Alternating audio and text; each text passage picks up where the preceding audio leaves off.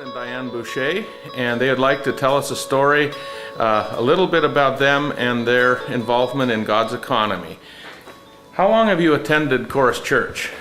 Well, since the very beginning, so I think it's going on 5 years. Very good. And why did you decide to go to the God's economy class? Well, the recession hit us like everybody else. We live on a retirement and a small part-time business that allowed us a very nice, comfortable retirement. But the recession kicked in and our income dropped by about 75%. So we decided that we needed more than just our help to figure out our finances. Excellent. Is there something that you learned at this class that has impacted how you view or handle money? I think the biggest thing that I learned was to obey. And we did a lot of impulse buying and some foolish things. And I've learned to really go within myself and listen to what the Lord is telling me and to obey what He is telling me as far as spending goes. Okay. And what are you obeying? What is He telling you? Well, we had pretty much been tithing. Our income varied from month to month, but I think we were overdoing it. But that was fine. We were comfortable in doing that. And when the recession got so bad, come around June or July, we discussed it, and along with cutting back a lot of our own personal things, we decided we needed to cut back on what we gave to the church.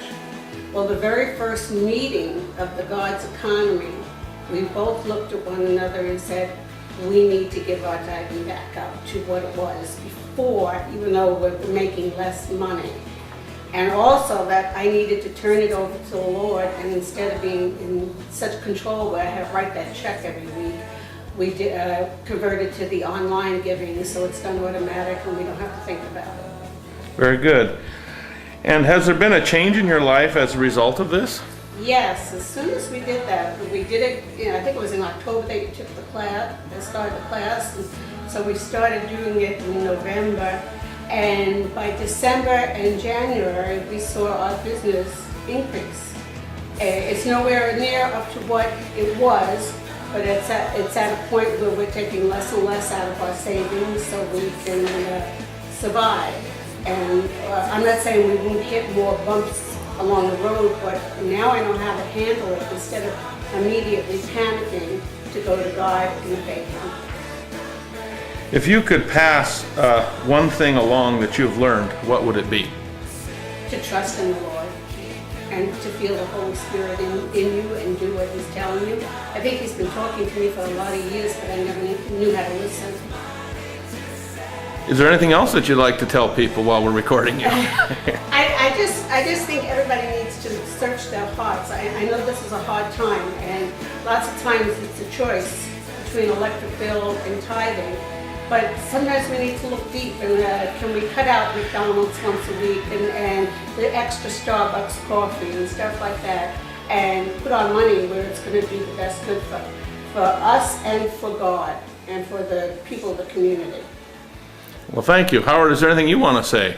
Well, I've been just listening to what she has to say. I've always had my trust in God. I mean, this is something that's been with me for a very long time.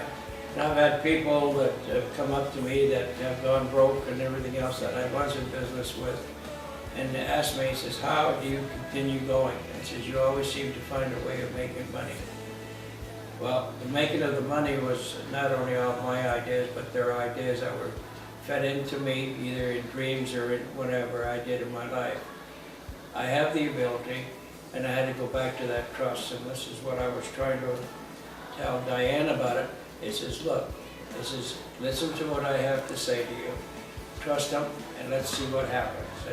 And when she said, yes, okay, I will trust Him, the phone started ringing again.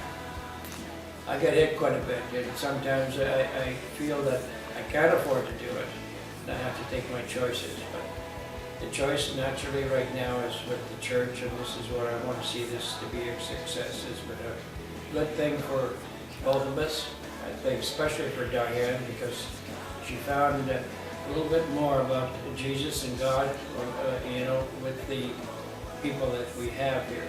So trusting Him with God. That's given us everything that we ever wanted. And maybe a little satisfaction that we know that we will survive in any calamity that comes around to us right now.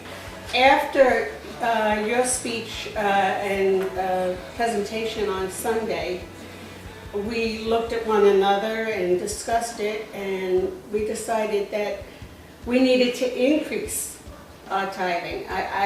But we felt as if there were some other things we could give up and increase. So I recently went online and did that. Well, very good. We appreciate you guys at Chorus, and we thank you for sharing your story with us.